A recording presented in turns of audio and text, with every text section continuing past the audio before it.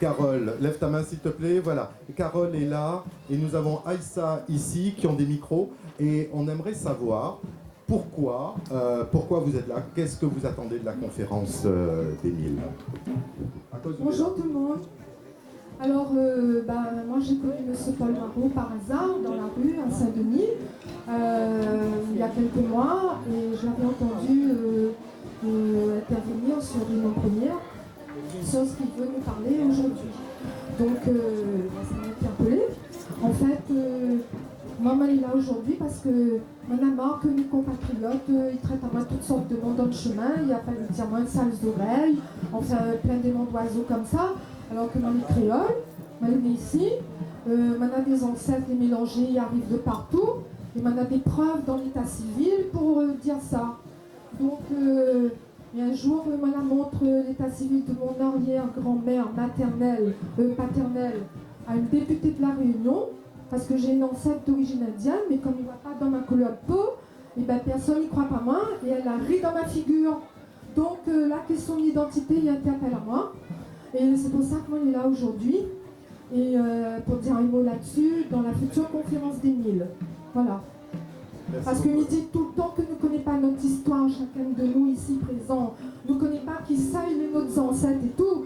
Et ben, nous ne gagnera pas avancer plus loin. Alors, moi, je m'appelle Evelyne Waro, bidote de épouse. Mais en tout cas, moi, j'y crois que qui nous l'est, on a besoin de savoir qui nous l'est, que nous l'est là, et c'est nous qui fait. Donc, je pense que la Réunion, en ce moment, elle a vraiment besoin d'un petit coup de pouce parce que nous n'est pas trop dans de beaux draps, on va dire, et que, m'y croit. On a un futur radieux qui attend à nous. Et ça, c'est grâce à Paul, que j'admire. Vraiment, je trouve que Paul, c'est quand même à ton âge, Paul, hein, désolé, tu as un certain âge, respectable. Et pour moi, c'est les sages de la Réunion qui vont donner la réponse pour pouvoir avoir un avenir plus radieux. Et moi, m'y crois, et voilà, donc moi, elle est là. Enfin, moi, je trouve que cette initiative vient aujourd'hui parce qu'il donne la parole aux citoyens en dehors des partis politiques. Ça, c'est bien souligné parce que nous aussi, on a besoin de dire des choses en dehors d'un cadre politique et voilà quoi. Et donc, ça permet à tout le monde de s'exprimer, ce qui est bien. Et puis, ceux qui ont des choses à dire, il faudrait qu'on se regroupe. Chacun travaillerait sur un thème particulier qu'il serait intéressé, sur lequel il serait intéressé, puis faire des petits groupes de travail, de réflexion. Voilà. Mon nom, on oublie de dire, en fait, je m'appelle Gabrielle Marie, mon nom de famille. Voilà. Je suis André Jacob et donc je connais pas mal de personnes présentes dans cette conférence, quasiment les premiers qui sont assis autour du pupitre. Mais bon, pourquoi je suis venu là? Tout simplement, j'ai compris que ce n'était pas une conférence de politique, quoi, hein, comme je me dis toujours, une conférence de chargeur de l'eau. Hein. C'est plutôt quelque chose qui tournait sur le vivre ensemble, sur la belle authenticité, je dirais, de notre petit pays. Et par ailleurs, moi, c'était plutôt quelqu'un versé dans le développement économique et m'y connaît pertinemment que la culture est un préalable au développement. Hein. Pas de culture, pas de développement, on ouvre la bouche et on attend que ça tombe. Donc, qu'est-ce que j'attends? En fait, j'ai déjà commencé avec certains d'entre vous de faire un travail sur la réunion de demain.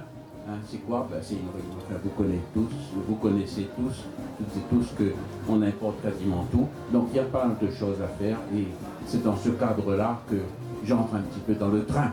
Un peu après, mais j'entre quand même. Hein, voilà.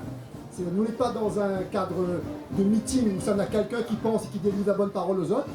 Au contraire, c'est juste l'inverse, c'est-à-dire que c'est les autres qui pensent à la bonne parole que vous avez envie pour le groupe, et les autres qui échangent ça avec l'ensemble du groupe. Donc nous sommes vraiment dans un échange horizontal, d'égal à égal. Nous tous ici, nous avons une capacité de penser, et à aucun moment, il y a quelqu'un qui pense pour les autres ici. Si c'est ça, il faut nous savoir tout de suite. Voilà, merci. Dominique Carrette.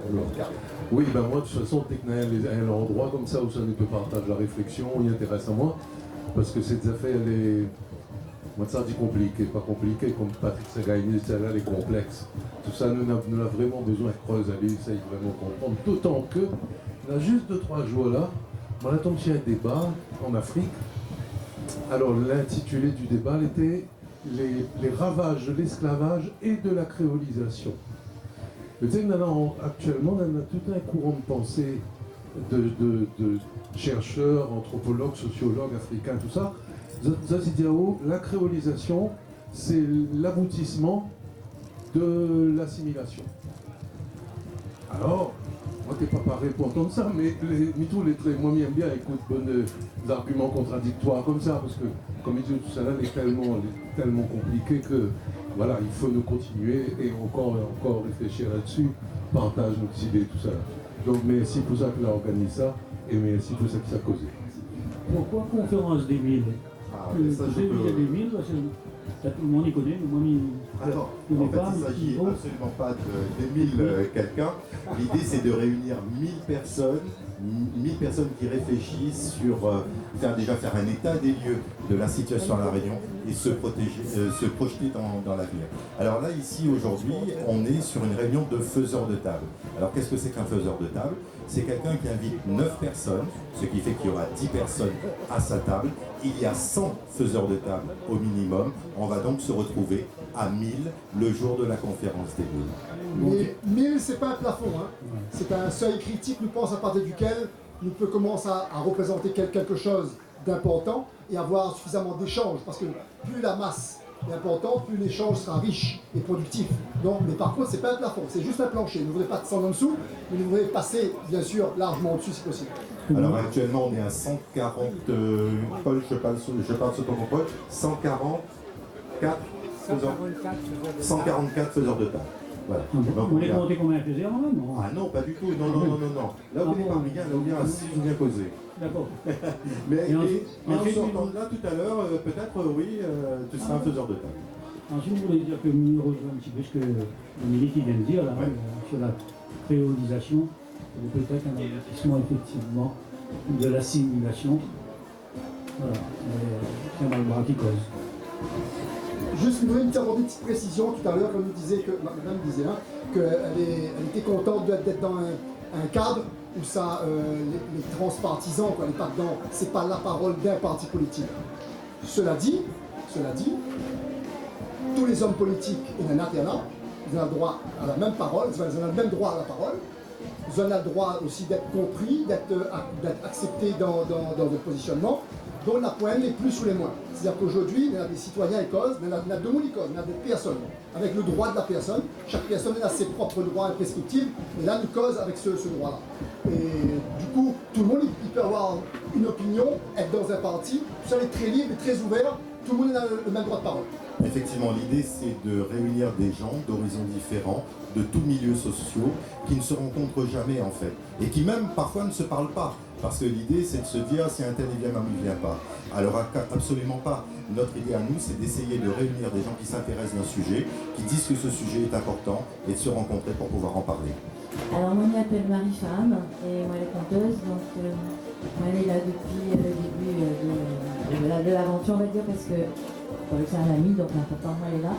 Et surtout dans l'idée de construire la Réunion de demain, moi elle veut vraiment qu'il y a une grande place pour notre patrimoine végétal.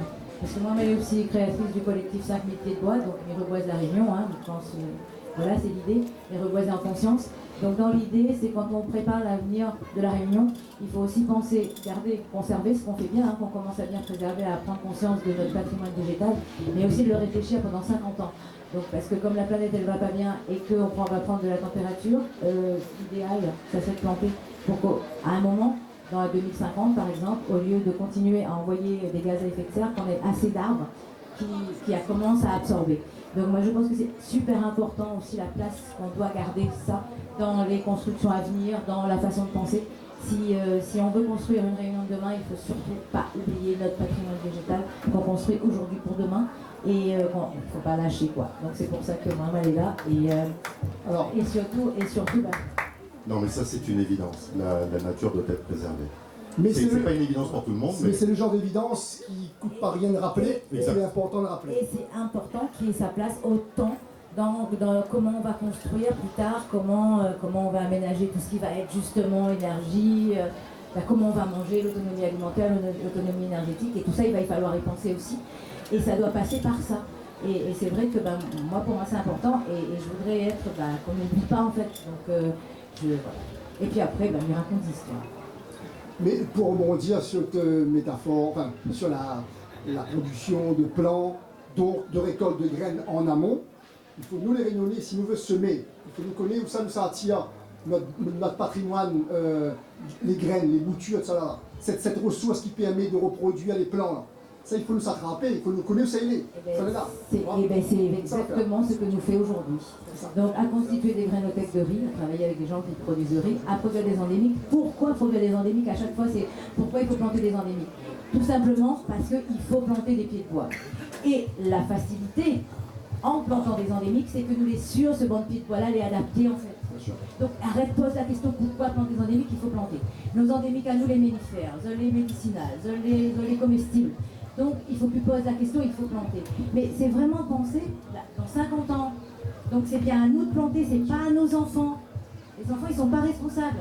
Donc quand on fait un plan de construction pour un monde nouveau qu'on souhaite heureux, et ça doit passer par la philosophie de l'arbre qui est le respect et le fait de remercier tous les jours cet arbre qui nous permet de respirer, n'est-ce pas? Donc du coup, on commence par ça. Et dans les aménagements. D'autant plus que les espèces indigènes ou endémiques dont vous faites le rappel là, ils sont là avant nous. Donc ils préexistent à nous. Donc et puis en même temps, ils la servent à nous. Depuis longtemps et jusqu'à aujourd'hui, et encore pour demain, ils vont encore servir à nous. Donc ce patrimoine-là, je pense que c'est un patrimoine essentiel qui doit être au cœur même de la réflexion politique. La réflexion politique doit être animée par cette idée que le patrimoine naturel, le patrimoine végétal, c'est la continuité de ce que nous l'est. Nous l'est quelque part un peu végétal, nous aussi. Et ce qui constitue le végétal est dans notre corps aussi. Chimiquement, organiquement, on est là. Biologiquement, on est là. Donc, on a une parenté, on a une proximité très forte entre le pied de bois que nous voyons devant nous tous les jours et nous-mêmes. Et Bois de Marron, il rappelle bien que les premières affaires que Zola a fait la sur Azote, c'est qu'on est parti en pleine nature. Zola a pu exister grâce justement à ces ressources-là. Donc il ne faut pas que nous oublions, c'est des ressources pour nous aujourd'hui et demain. Alors le débat là. Juste un mot. Donc dans tout ce qui est à construire maintenant, dans tout ce qui va être ça, dans tout ce qui va être dans les constructions de tout en fait, il faut penser au végétal. Et là, je passe la parole à Christophe, juste 1 minute pour parler de ce que c'est justement ça. Bonjour, moi je suis Christophe Varlarini, je suis un Zoreille Larigny depuis 15 ans maintenant. Et ce qui m'occupe en fait c'est la stratégie justement pour essayer de mettre en place un autre schéma d'occupation des sols. Avant de réfléchir à un schéma d'occupation nouveau, avec une plus-value saine, ce qu'on essaie de faire c'est d'arrêter un peu le schéma de développement actuel, qui est un document qui est construit depuis 2011 et qui nous lie à une logique économique et touristique jusqu'en 2030. Et pour moi, ce sera trop tard. 2030 sera trop tard. Donc, ça qu'on essaie de faire, c'est de trouver le chemin par la loi, de ralentir le train du schéma d'aménagement actuel pour qu'on puisse après proposer un autre type d'aménagement. Voilà, avec des pieds de bois, avec déjà des constructions qui prévoient l'autonomie énergétique. Pourquoi non? Parce que même le marché de l'énergie reste en privé en fait, et ça doit être accessible à tous. Donc on devrait pouvoir installer un système chacun pour être autonome énergétiquement. Et donc si on commence à construire maintenant les nouvelles habitations, faisons-le avec. Voilà, donc je laisse la parole parce que là, dit comme ça, le temps là finit pas. Oui, en fait, Marie, ton sujet est primordial, il est capital. Mais là, tu vois, notre réflexion que tu es en train de mener, elle anticipe déjà la deuxième étape des états généraux dont va nous parler Paul dans un instant. Je ne vais pas lui griller la parole, mais on est déjà dans la réflexion de ce que l'on doit faire pour l'avenir. Tu vois, voilà. Oui, voilà, ouais. Est-ce que je peux rajouter un petit mot? En fin de compte, ce schéma, il est le fait des gouvernements qui sont là actuellement, et en fait, s'il est continué, s'il est maintenu, ce schéma d'aménagement, il va risquer d'entraîner la responsabilité pénale des gouvernants. Parce que du fait du rapport du GIEC, tout récent du mois de février dernier, et de l'inculpation de l'État pour inaction climatique, ce schéma de développement va entraîner si on le laisse continuer, la mise en danger de la vie d'autrui. Et en fin de compte, c'est ça qu'on essaie de montrer, c'est que la responsabilité des politiques et de l'État est engagée, la responsabilité pénale, pas administrative. Merci beaucoup. Madame, on va laisser la parole à madame, si vous voulez bien, monsieur. Monsieur l'avait avant, merci. C'est un exemple de courtoisie. Merci beaucoup, madame Martin. Donc moi, ça fait une trentaine d'années que je suis installée à La Réunion. Zoreille, certes, mais on pourrait dire Zoréole maintenant. Moi, je suis parmi vous parce qu'en effet, je fais le même constat que beaucoup ici. Hein. C'est que on va dans le mur, on y va à très très grande vitesse, on le sait tous. Et je pense que La Réunion peut être un bel exemple pour le reste du monde. Je pense qu'on peut être très très fiers d'être réunionnais de nos jours. On est un bel exemple de vivre ensemble, ça c'est sûr, mais au-delà de ça, je rejoins tout à fait madame sur le fait que on commence véritablement ici à se dire mais on a un environnement dont on peut être très très fier, qu'il faut qu'on préserve, et malgré tout il faut continuer à vivre avec cet environnement. Et c'est vrai qu'on est très en avance sur toutes ces réflexions, et je pense qu'il faut aller encore plus loin. Donc je la rejoins sur le domaine végétal, je la rejoins parce que ça va se rapprocher du monde agricole, et c'est vrai qu'il y a des politiques agricoles, il y a des problématiques qu'on connaît depuis plus de 30 ans qui sont encore là aujourd'hui, parce qu'en fait on fait toujours du cas par cas. On n'a pas de plan, on n'a pas de projection à 20, 40, 60 ans. Or, je pense qu'il est primordial maintenant d'arrêter de se voiler la face. Il y a beaucoup de personnes qui parlent de la théorie de l'effondrement. Mais je pense qu'il y a un moment, il faut se rendre compte d'une chose, c'est qu'on ne peut pas continuer à vivre en se fermant les yeux et en disant tout va bien aller. Non, tout ne va pas bien et ça ne va pas bien aller parce qu'on va essayer de se persuader que ça va bien aller. Donc je pense que les personnes qui nous ont tous rejoints, moi j'étais là au tout début, je me suis un peu écartée parce que prise par mes activités justement pour essayer de relancer un certain nombre de choses. Je suis revenue dans le train parce que c'est quelque chose qui me tient à cœur. Et je pense que maintenant, les gens qui sont là, c'est justement parce qu'ils ont cette réflexion de se dire donnons-nous la main avec toutes nos différences, avec toutes nos similitudes. Et puis c'est comme ça qu'on arrivera à construire justement la Réunion de demain et que la Réunion sera réellement un exemple, je pense, pour l'Hexagone. Je pense que l'Hexagone a beaucoup à apprendre de notre vivre ensemble et de notre façon d'aborder les problématiques.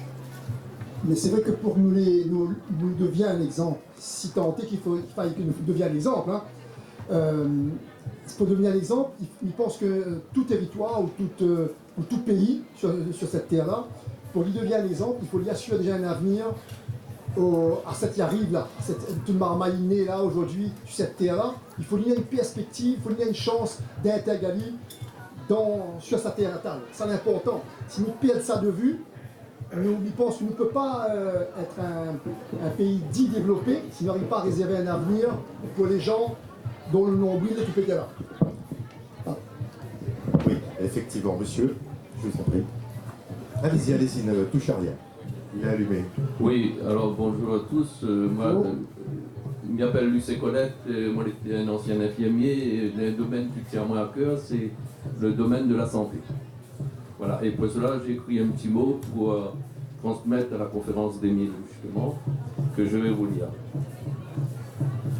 Alors, moi je vous propose donc la conférence d'Émile de travailler sur le sujet de la santé à La Réunion. En ce moment, l'ARS fait un appel à nous pour contribuer à l'élaboration de la politique de santé dans notre territoire pour l'avenir.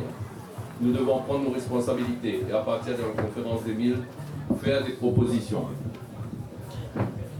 Plusieurs sujets particuliers m'interpellent. La formation des professionnels de santé et les pratiques professionnelles. Je m'explique. La formation des... Excusez-moi. Alors, la formation des professionnels de santé, le parcours sup des paramédicaux ne répond pas à la demande de formation des étudiants. Beaucoup d'échecs en cours de formation. Ce beau métier attire encore beaucoup de jeunes tous les ans. Mais soigner, être au service de l'autre ne se résume pas seulement à ce qu'on va toucher en fin du mois. Avant, c'était une vocation. La déshumanisation des hôpitaux aujourd'hui ne peut que contribuer à cela. Les pratiques professionnelles, l'éducation, la prévention devraient être le moteur même d'une bonne prise en charge de notre santé. Les professionnels d'aujourd'hui sont très limités dans leur temps de travail et n'ont pas l'écoute nécessaire pour leurs patients. Le manque de professionnels ne fait que renforcer la désertification de certaines zones. Alors, que proposons-nous? Pour ma part, je pense que nous devons nous organiser pour que la santé de notre population soit de meilleure qualité. L'éducation et la prévention, comme il se faisait auparavant, je parle de la DAS on supprimait les gîtes larvaires dans les coins de maisons, etc. Je me souviens plus comment ça s'appelait, là, la DAS ou quelque chose comme ça. Oui, prophylaxie, oui, c'est bien ça, monsieur, merci. Alors, pour ma part, je pense donc que nous devons organiser pour que la santé de notre population soit de meilleure qualité. L'éducation, la prévention en matière de santé doivent rester la priorité des pouvoirs publics. Où sont passés les médecins de famille d'autrefois? Où peut-on trouver des professionnels de santé pour répondre aux attentes de cette population? Et là, je pense en particulier, quand on arrive à un décès en week-end ou un jour férié, on ne trouve pas de médecin. Le médecin est limité aujourd'hui à un quart d'heure de consultation. Il n'a pas le temps de consulter le patient. Je suis dans la profession, je connais bien le métier, comment ça se passe, et je connais autrement. Et aujourd'hui, le médecin, il consulte son ordinateur, il passe la carte vitale, et ensuite, il te sort l'ordonnance. Donc, c'est une catastrophe. Et le temps est limité, un quart d'heure par patient, et même dans les professionnels spécialistes, c'est, je crois, même pas une demi-heure. Donc, le patient n'est pas pris en charge globalement aujourd'hui, n'est pas écouté. C'est une catastrophe que je rencontre dans mon métier, justement, de voir comment les gens sont mal soignés dans le sens que on ne tient pas on soigne un symptôme, voilà, tout simplement, et on ne s'occupe pas du patient. Donc c'est un sujet très important, je pense, à faire passer dans le cadre de la prévention et de l'éducation. Voilà, merci. Merci beaucoup. Alors, vous avez parlé du temps. Malheureusement, nous aussi, nous sommes pris par le temps. Par contre, sachez que votre parole est entendue et elle va être entendue d'autant plus que lors des États généraux. Je vous invite, nous vous invitons à participer à des comités de réflexion sur des sujets que vous proposerez, chacun d'entre vous, que ce soit Marie-Femme sur l'écologie, les plantes, et vous dans le domaine de la santé, ça peut être aussi l'éducation ou tout autre domaine, l'énergie, l'autonomie alimentaire, etc. Les sujets sont libres et il n'y a pas de sujet tabou. Donc nous devons absolument aborder tous les sujets pour pouvoir anticiper la réunion de demain. Voilà. Merci beaucoup.